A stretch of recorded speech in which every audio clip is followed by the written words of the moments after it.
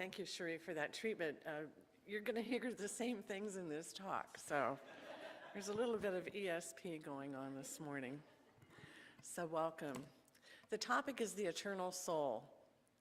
You know, this year we focused our talks around the book, Creating a World That Works for Everyone by Sharif Abdullah. And on page 153, he says this: each of us is perfectly poised to fulfill our moment of destiny. The circumstances of our birth, our life experience, education, emotional traumas are the raw materials of a larger and mysterious providence. Of course, I had to look up providence. Providence means divine care. So are you open to what he says? That each of you is perfectly poised to fulfill your moment in destiny. Now that's in this lifetime. That the circumstances in your life experience are the materials for a larger expression of divine care. Add to that we're each an eternal soul, and feels like we've got quite a part to play in this lifetime, doesn't it? But this morning I'd like to add some perspective, and we'll start with some definitions. We'll start with the definition of what is the soul. Cherie helped with that. What is spirit? What is mind? And then what is this all about? So soul. In the Science of Mind textbook, which is with our philosophy, The Science of Mind, Dr. Holmes writes that the soul is the creative medium of spirit. It's a mirror of the mind. It reflects our thought. It's subjective, and subjective means it's subconscious. It's not operating at our conscious level of mind. The soul takes our thought and our conscious mind and acts upon it. It can't analyze or reject anything. It just says yes. It can only carry the orders that we consciously give it. And also what's already subconscious, what we've already put into our subconscious. If you've ever heard the saying, energy flows where your attention goes, that's what it means. The energy of creation, of divine creation, goes where your attention is. So what you spend most of your time paying attention on is building up in consciousness to help create that by always saying yes. Good thing to ponder, isn't it, around Christmas? Don't worry, you'll get some Christmas gifts. Santa will be here. So what is spirit? Spirit is God. It's within everything that currently exists and has always existed. It's a conscious universe, and it's also called the absolute, capital A, absolute. But on our level, we're an individual spirit, but we're part of all spirit. That's the active part of you, that conscious part of you.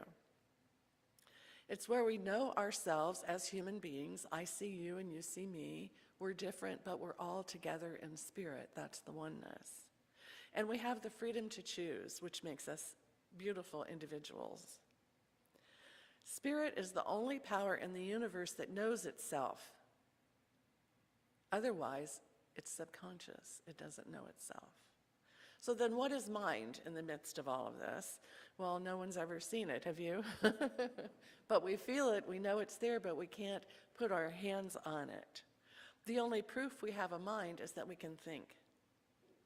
That's the only proof. And that we can look upon ourselves and go, wow, I'm a thinking being, is pretty awesome. But there's no such thing as your mind, my mind, and God's mind. There's only one mind. It's kind of hard to wrap your mind around that sometimes. But our mind is potential energy, because it takes a thought and a feeling, our mind and a thought and a feeling, to activate spirit, to activate creation. So if our mind directs the action, we say mind, thought, action, we see how powerful we are as part of God's divine mind. Because we are part of God's divine mind, and if God's divine mind is eternal, we're part of that eternality, where there's no beginning and no end. That means we go on forever. And God's mind is perfect and happy and satisfied. So why are we here?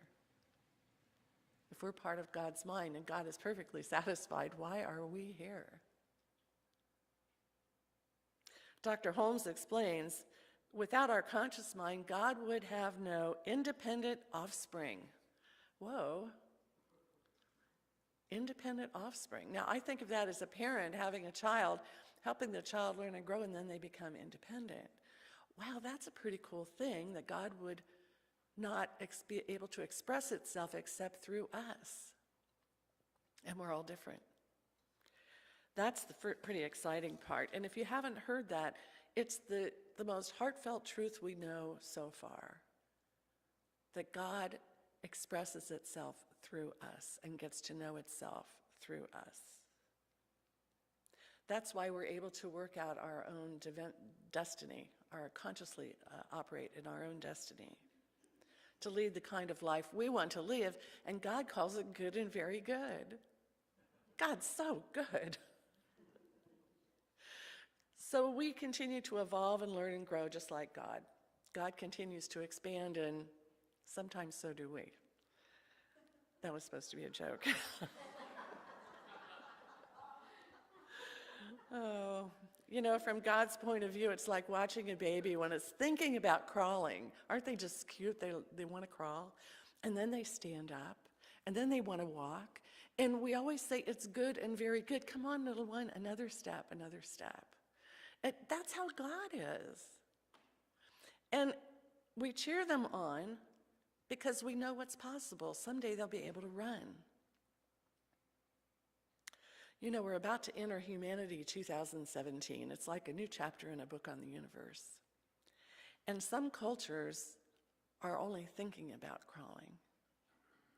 Some are crawling, some are standing, some are kind of teetering along, and some are walking. And there's a minority of the world's population, and I would say many of us are in that know we can run into a world of peace, we can run into a world without violence, we can run into a world where everyone is respected. Then we get a little cocky and go, you don't have to crawl, just get up and run. Just don't fall. Don't trip, don't make any mistakes, run with this. And they're not ready to. This is why it's going to take a little while. So in 2017, let's just calm down a little bit. Be a little patient with everyone, because our soul is in this for the long haul, for eternity. Forms come and go, and no form is permanent. Even our cute kitties, they're not permanent. That's why I love them so much.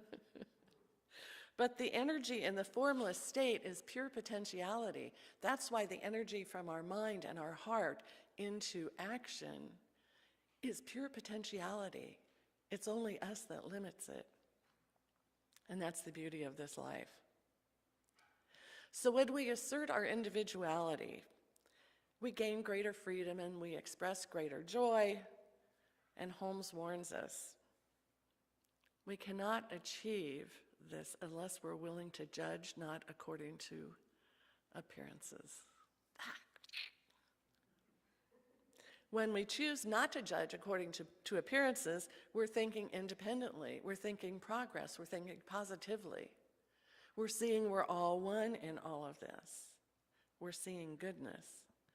So I invite you to use non-judgment as one of your New Year's resolutions. Because there's always an enemy lurking on the path, and you know what that enemy is? It's fear. Fear is the opposite of faith and is the result of a lack of faith. Now, none of you would say, I don't have a lack of faith, because you know it. But we get tripped up, don't we, by the news media, the negative news media, where today it's not only wondering if it's true, it's wondering if it's fake. I keep hearing about fake news that's been going on for the last few months. I'm like, wow, why were we afraid of that? But the will of Spirit is peace, clear thinking, and happiness, and it could not have any other goal. So what do we do now if that's God's goal for us? Well, we're evolving into eternity.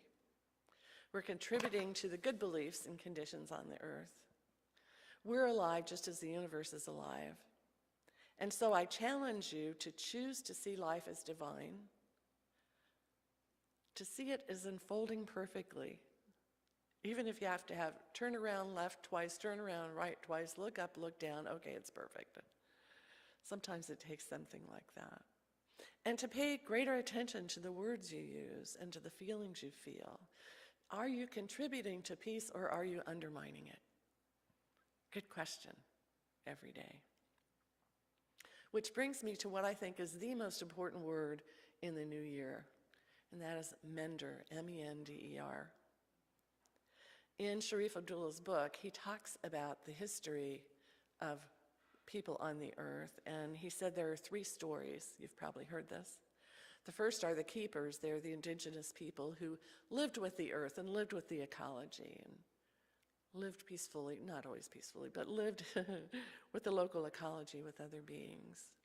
And then along came the breakers, and they thought, we've got control over this, we can do whatever we want. And a lot of things happened militarily, politically, ecologically, scientifically, because the breakers wanted it all. They wanted it all done, and it was, they are separate from the earth, they are separate from other beings, and we can control it all.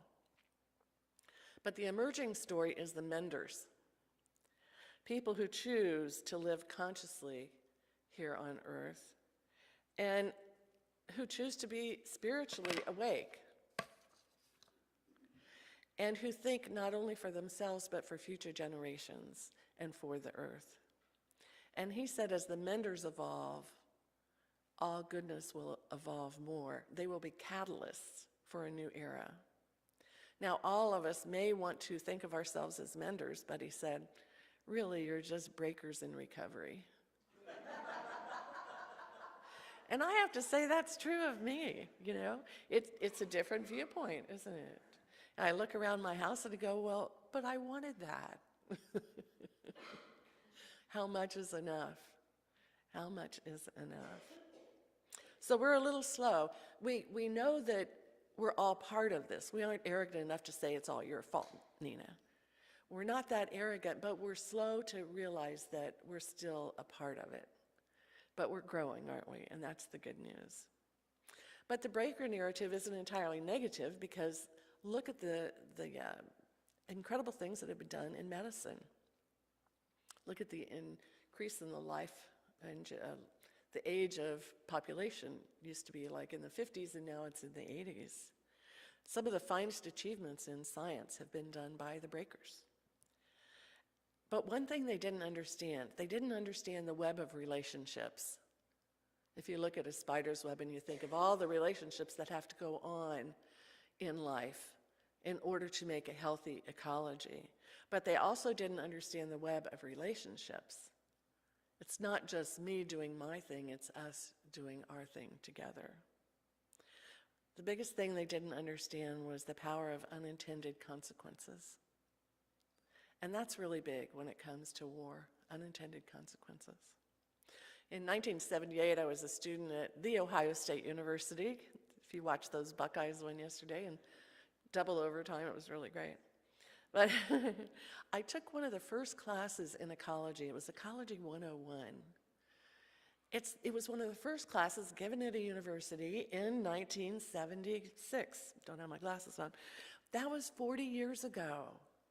You know, we've come a long way in 40 years. But at that time, it was an evolution in consciousness to even have a class like that and require it of students. So we have come a long way. But Sharif Abdullah says, it's going to take at least 1,000 years to heal all this. And that's where we have to be gentle with ourselves. Because sometimes I wake up in the morning and go, what can I do today to help change the world? And I have to go, have a cup of tea. Meditate. Be quiet. Don't say those things. He said, just calm down a little bit, and there's no need to beat ourselves up.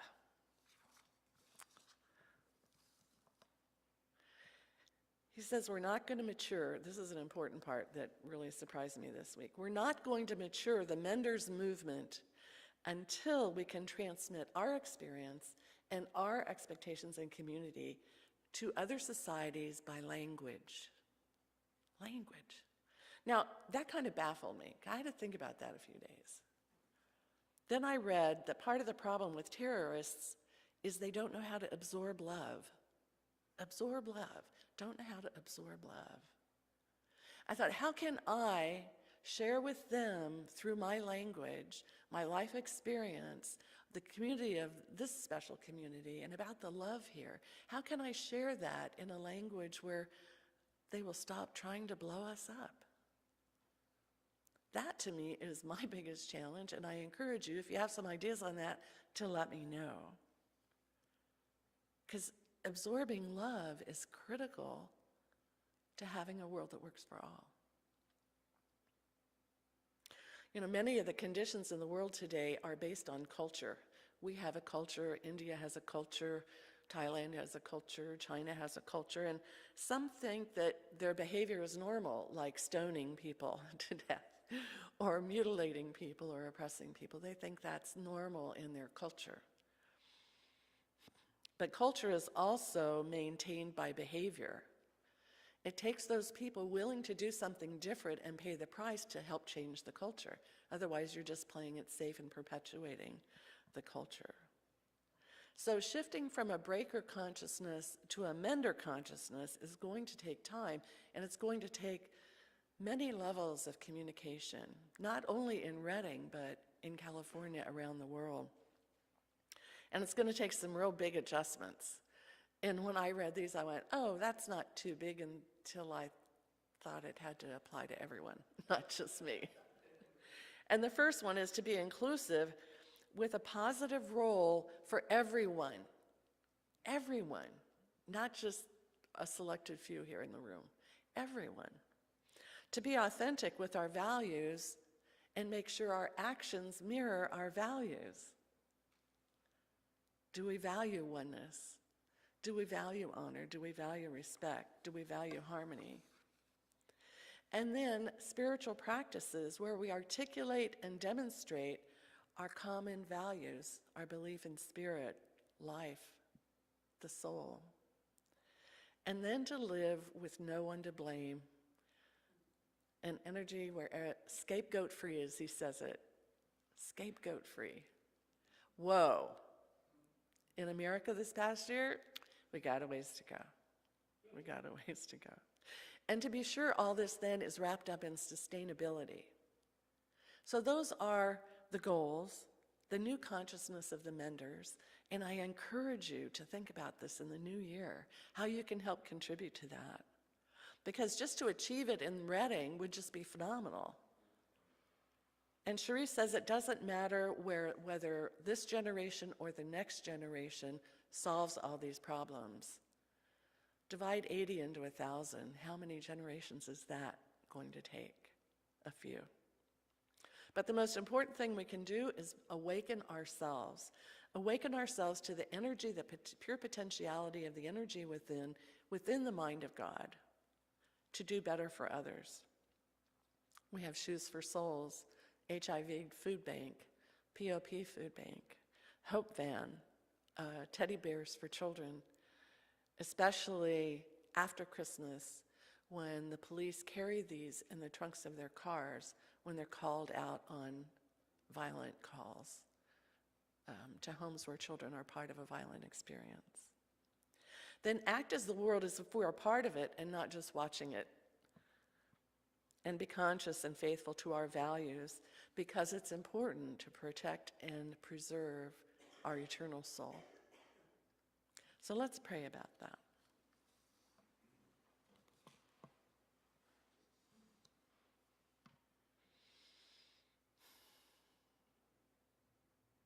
I know these truths. I've heard them a million times, probably even more than that. And today I feel it. I feel the oneness. I feel the love in this room. I feel the love of Spirit, the love of God for each one of us. And it's not because of the sunshine, and it's not because of the rain. It's because it's always there. It's always flowing to us, and we feel it as we're open to it. So this morning, I know for each one here, a new awareness, a new awakening of the love pouring at us from God. The love pouring at us through every opportunity, near and far, to share the goodness and the knowledge of the goodness of God with others. Whether we call it God, universal intelligence, or even Big Sweetie, it doesn't matter. We honor that we are a part of this process and that we've been created to be part of the Mender Society that shifts the consciousness in our mind, our own family, and our community, and eventually the world, into the love that God already is. And God calls it good and very good. In gratitude for this teaching that asks so much of us, if we truly want to experience the love of God.